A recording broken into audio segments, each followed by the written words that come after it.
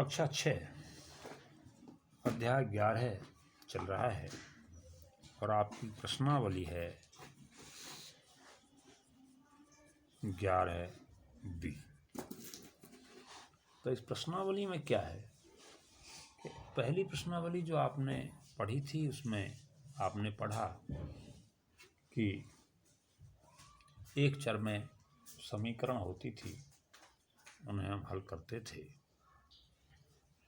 और इसमें आपको ये ध्यान करना पड़ेगा कि ऑटोमेटिकली समीकरण आपको बनानी है और उसके साथ साथ उसका हल भी ढूंढना है।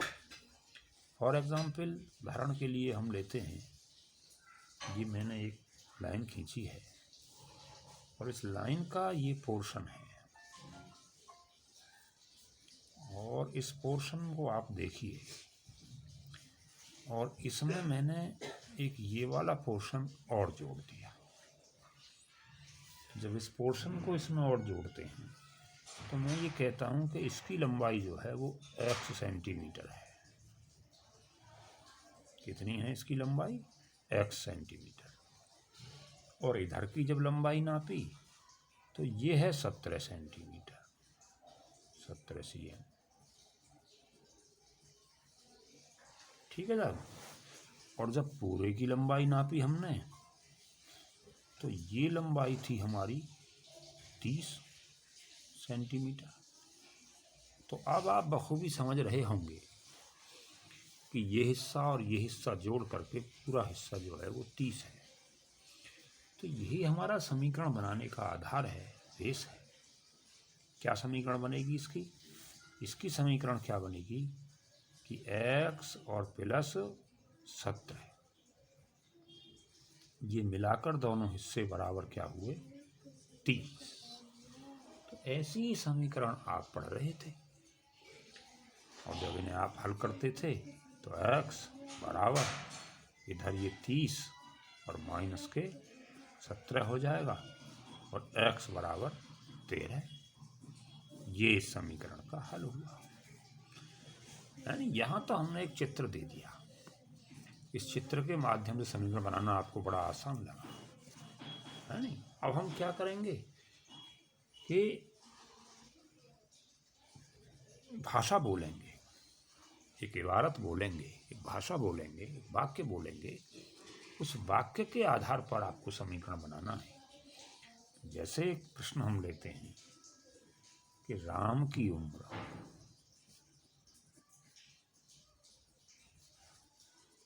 श्याम की उम्र से 5 वर्ष अधिक है। राम की उम्र श्याम की उम्र से 5 वर्ष अधिक है और राम की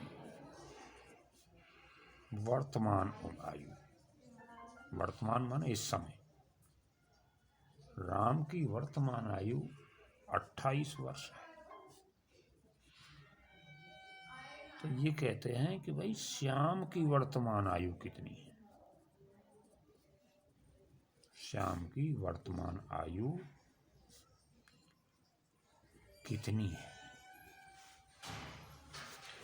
तो अब सवाल ये है कि राम की जो उम्र है वो इस समय कितनी है? श्याम से 5 वर्ष अधिक है।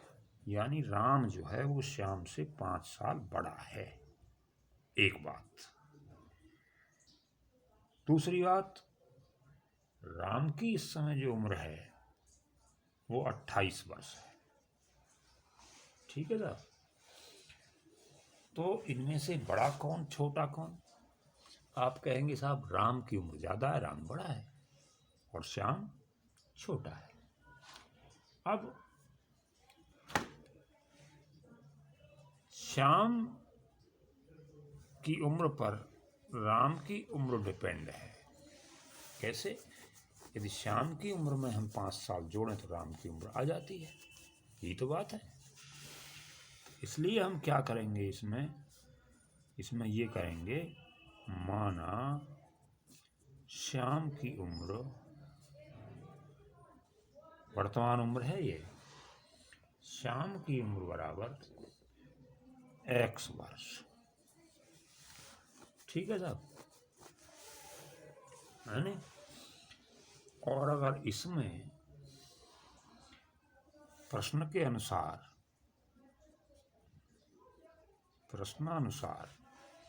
इसमें अगर हम 5 जोड़ दें श्याम की उम्र में, तो राम की उम्र आ जाएगी। यानी x और प्लस 5 बराबर क्या आ गया? 28। तो x बराबर 28 और माइनस 5, x बराबर आ गया 23 वर्ष। क्या माना था हमने? x मानी थी हमने श्याम की वर्तमान उम्र। तो श्याम की उम्र आ गई साहब 23 वर्ष, है नहीं?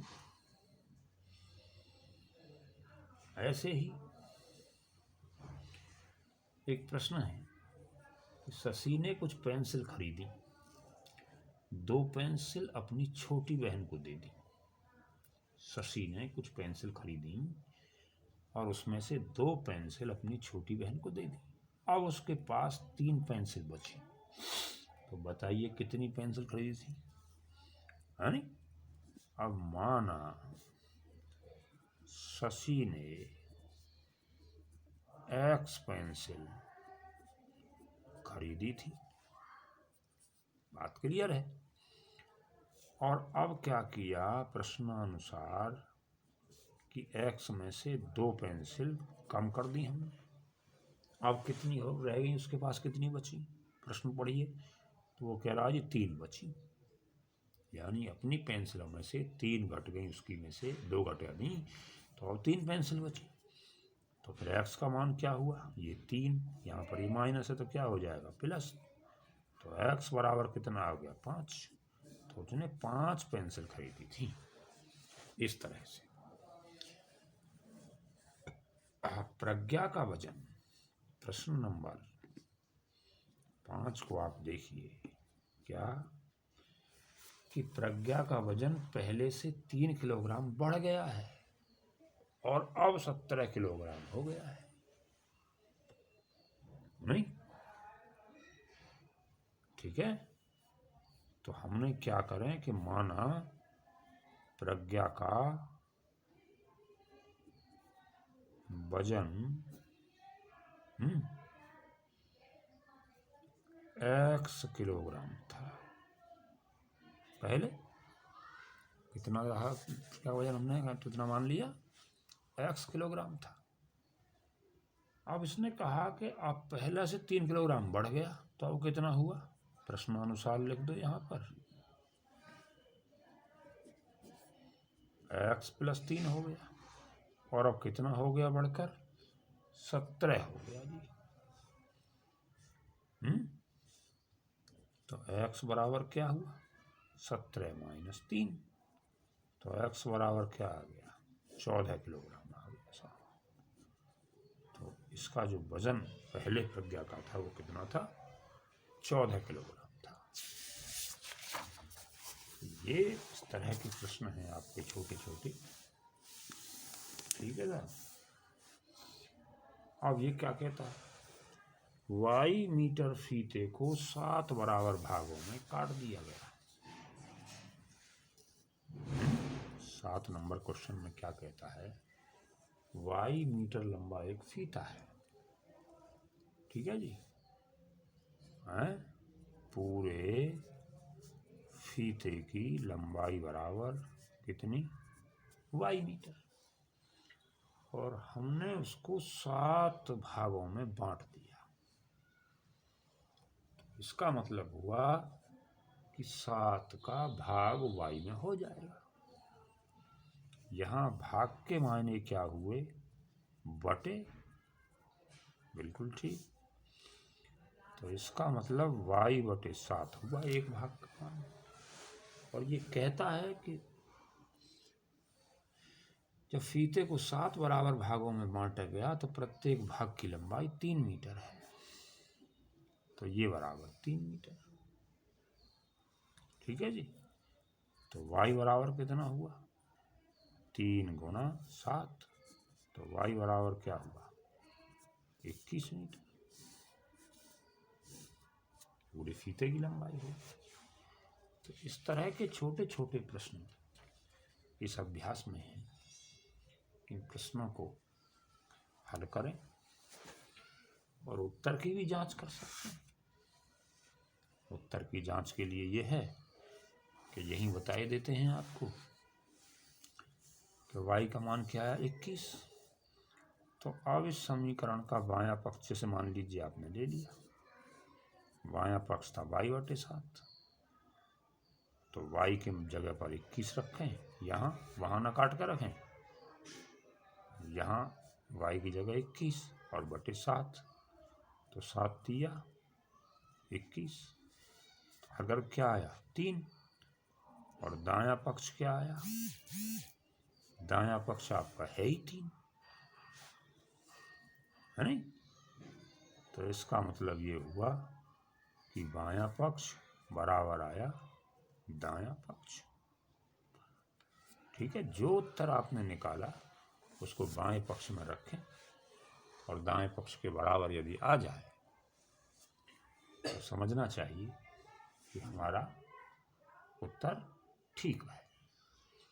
तो इस तरह के छोटे छोटे प्रश्न इस अभ्यास के हैं, इनका बढ़िया तरीके से अभ्यास करना, कोई कठिनाई हो तो उसे पूछें।